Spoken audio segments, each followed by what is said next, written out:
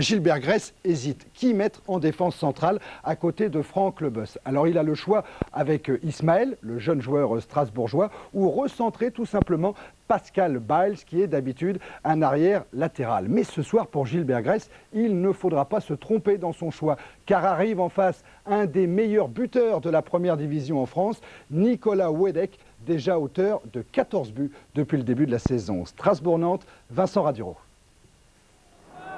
C'est cet homme Thierry qui est chargé de marquer Nicolas Wedek ce soir, le jeune Valérien Ismaël. Et il a fort à faire. On revoit cette action en vitesse normale. C'est la première occasion nantaise après 4 minutes de jeu. Le disait Serre Wedek, Ismaël est bien là, mais il repousse directement sur Patrice Loco qui frappe. Première sérieuse alerte pour les Strasbourgeois, premier coup de chaud pour Valérien Ismaël. Et le pauvre Ismaël n'aura pas plus d'1 minute de répit. 60 petites secondes plus tard, voici Loco qui emmène un contre gigantesque. Les grands espaces strasbourgeois lui sont complètement ouverts.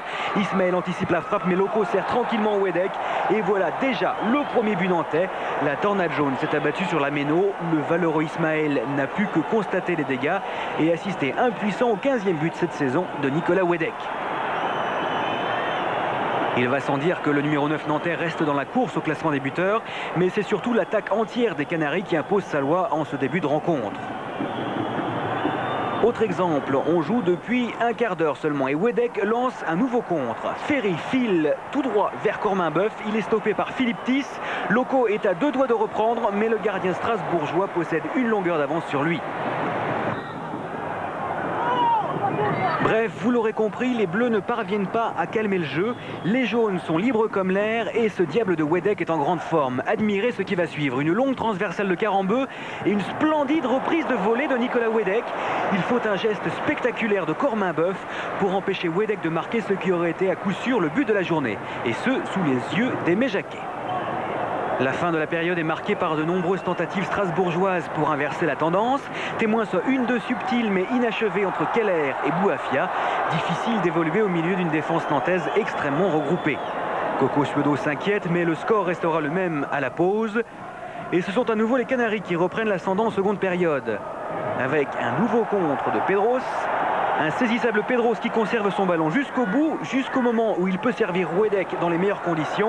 Et ça fait 2-0 pour Nantes, le doublé de Nicolas Wedek qui, c'est vrai, doit beaucoup à ses compères Loco et Pedros. Il n'empêche que le numéro 9 nantais totalise maintenant 16 buts à son actif. De leur côté, les Strasbourgeois ont pris un sérieux coup au moral. Ils s'acheminent tout droit vers une 3e défaite consécutive. D'autant que les Nantais continuent leur festival. Ils sont même salués par les olés d'un public désabusé. Voici Naïbet qui écarte pour le Dizé. Son centre est trop profond pour Loco, mais parfait pour Naïbet qui marque 3-0 pour l'FC Nantes. La cause strasbourgeoise est entendue à 3 reprises. Ils se sont laissés déborder par les Canaries, tout heureux de se retrouver seuls devant Corminboeuf. Quelques belles réactions des Bleus n'effaceront pas l'impression d'ensemble et même si cette frappe de Bouafia fait trembler Marot, on ne retiendra qu'une chose de ce match, le public de la Méno acclamant les Nantais et sifflant sa propre équipe. Oui, un public de la Méno qui avait déjà...